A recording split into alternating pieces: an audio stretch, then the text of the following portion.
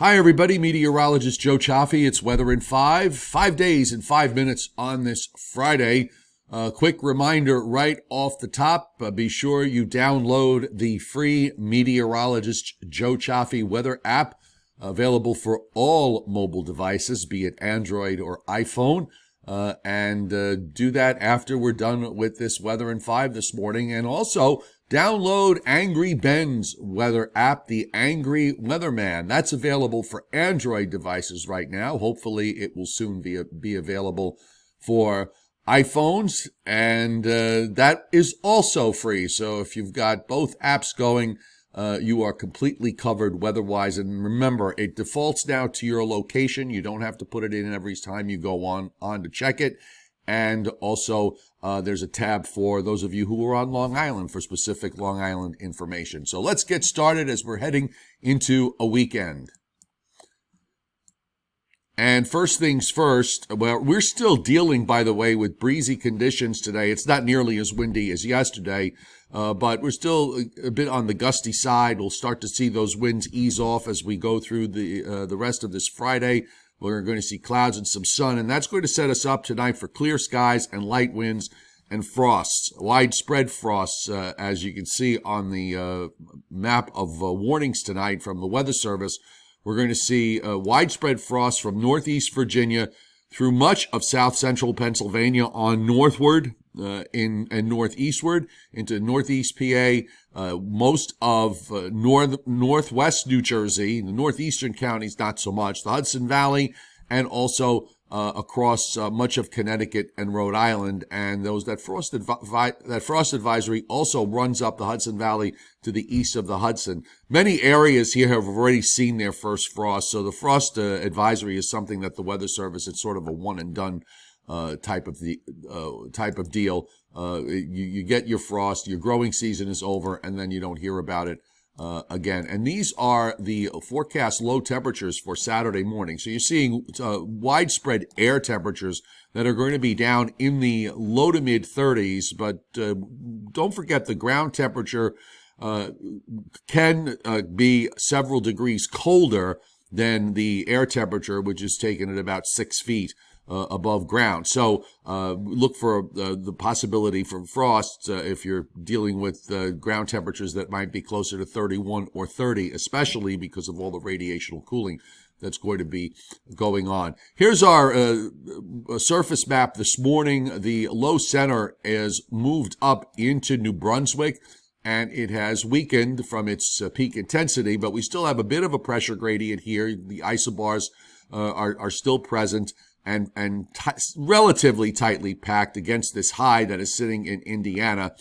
And then as far as the weekend is concerned, attention is going to focus on this broad low that's in the Gulf of Mexico. The Hurricane Center has an Air Force reconnaissance aircraft that's checking that out, and we're going to get to that. We're going to get to more on that in just a bit. Right now, as far as the radars are concerned, not seeing much of anything at all across the Northeast. The last of the rain moving out of Maine. We are seeing, by the way, some rain approaching the Gulf Coast from southern Alabama to the Florida Panhandle, and then around the northwest coast of Florida to just north of Tampa, St. Pete, and that is with the system that is in the Gulf. Patchy clouds across the Northeast still could be an in and out cloud situation today, but there will definitely be more in the way of sun, particularly when you go areas, say, from South Jersey south into Maryland, Delaware, and Virginia, where it should be bright and sunny most of the day. And when we look at the water vapor imagery, the storm to the north is pulling out. You got this deep trough that is out in the west that is dropping in, and you see the twist there. That is an upper air feature moving out of East Texas and into Louisiana. It is driving the tropical system here, or the potential tropical system, I should say. The system here is going to be trying to move around that to the northeast and then toward the Florida coast. And after that, as far as the weekend is concerned, Saturday it makes its way into the southeast, and it's going to try to edge up off the North Carolina coast and pass south and east of New Jersey and Long Island on Sunday. But there are questions, we mentioned this yesterday, about how far north does the rain shield get. Certainly, I think clouds are going to be a problem for Sunday. And here it is on the wider view. There seems to be a ball of solid thunderstorms that has developed. But when you look at this, it doesn't really truly have a pure tropical look to it. It's probably subtropical at best. It doesn't really matter in terms of the outcome that we're going to see out of all of this. So let's take you through the forecast for the rest of today. It's a mix of sun and clouds. It's a clear night tonight. And then plenty of sunshine for Saturday from northeast Virginia to southern New England with the high overhead and temperatures in the 60s. And here comes our possible subtropical storm Nestor, and that will move, I think, right over the Florida Panhandle, somewhere near or just west of Panama City around midday Saturday.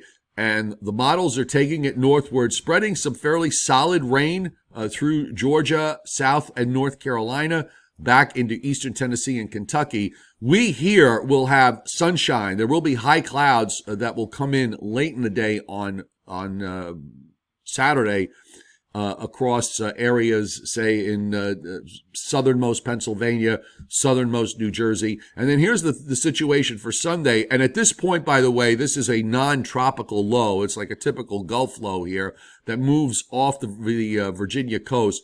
The overnight model trends, overnight models have kind of pushed this a little bit further to the north, and that would perhaps bring in some rain to New Jersey to southern New England. The NAM is the furthest north and west of some of these models today.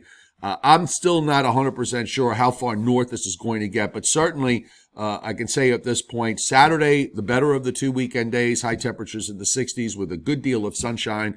And at least from New York City south and east, we'll have to look for the possibility that there could be a little bit of rain here on Sunday as that low goes by to our south. I'm not sure yet about the inland areas from northern New Jersey and the Hudson Valley into southern New England. Looks like the western edge of that rain perhaps certainly gets into southeastern Pennsylvania, maybe briefly into south central Pennsylvania, and then it moves on out to the east from there. And then we have another cold front to follow for the middle part of next week, and that front extends from a low in Wisconsin that goes all the way down into the Gulf states. So there's a fairly decent push of chilly air behind it.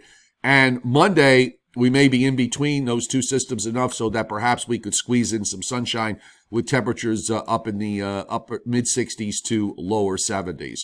All right, so we're going to be watching the developments down in the Gulf of Mexico, and we'll see what that brings as far as our weekend forecast goes. We'll update that later today, and of course, you'll get the updates on the app and notifications when those updates happen. And we'll have our regular YouTube live stream tonight at 7 o'clock Eastern Time.